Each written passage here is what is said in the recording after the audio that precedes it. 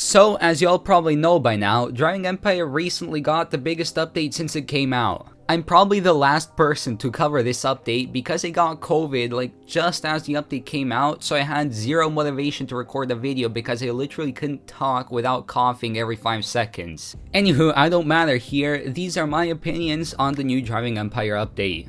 Easily my favorite part of this update is the complete map overhaul. I feel like Driving Empire's map was always a big weak point in the game. Like, it was a very mediocre map, especially compared to games like Ultimate Driving, specifically Westover Islands, which has a huge map with a lot of detail. Compare that to Driving Empire's old map.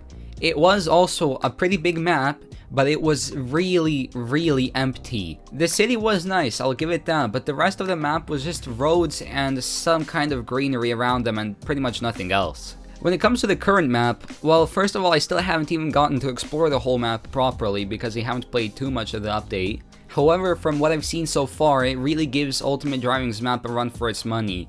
It's really big, like I still don't even know how to navigate through it.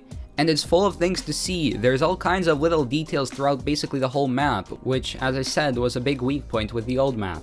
There's not a lot of cars added to the game, but a lot of cars got remeshes. Overall, I'm really happy with the cars that have been added and the ones that got remeshes, but I do hope that the rest of the cars, which there's a lot of, also get remeshed in the near future. And if you pay attention to the official Driving Empire Discord server, there's still a lot of cars that are going to be added in the near future, which is very exciting. One really nice detail is a proper roof animation. There's only 2 cars I'm aware of that actually have the animation, but it's still really cool, and Forza Horizon 5 is the first Forza game that actually has folding roofs, and that's like a proper racing game franchise, while this is just Roblox. Obviously, I can't forget to mention all of the new body mods that have been added, and they really are good. Liberty Walk kits, bumper deletes, the N-Largo kit for the Ferrari 812 Superfast, carbon panels, and so on. I still probably forgot to mention a good portion of them, but that's just the few I remember off the top of my head. There's a few small things that kind of disappoint me. It's that the VW Golf got remeshed into Honda Accord. The Golf is better, it's a fact. Why did you take away my Golf? It's quite simply superior. And there's also the lack of custom doors. I'm kind of disappointed about this one. It's not a big deal, but it would be funny to take like a Honda Accord and put scissor doors on it. And they have been teased in a photo, which I'll put on the screen right now. The car pack, well, it's the first and probably last car pack I'll buy because Lamborghinis are cool, but as a whole, it's kind of a mediocre car pack. The Aventador J and SVJ63 are really cool, however the Gallardo Superleggera just feels lazy. Like, the Superleggera stripe isn't even properly lined up between the door and the other body panels. Money making will definitely be slower. What do I mean by that?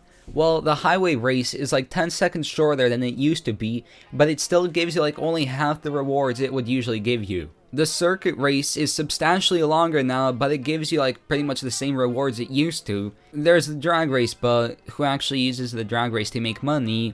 And my favorite race, the mountain dash, is gone even though there's a really nice mountain for it now. There's definitely a lot of potential for making your own activities, for example playing hide and seek, because this new map probably has a lot of hiding spots.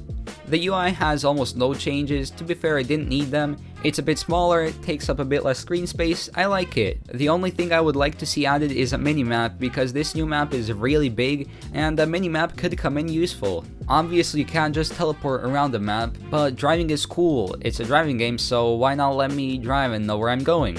Overall though, I'm really happy with this update. It brought a lot of really good changes and additions to the game, and the community clearly likes it. Player counts are better than ever, rivaling games like Phantom Forces, which is pretty mad to see for a driving game.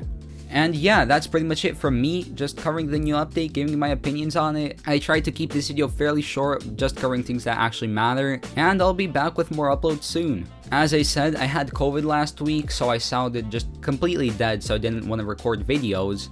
But yeah, expect to see my typical style of uploads later this week. That's all from me, and I'll see you in the next video.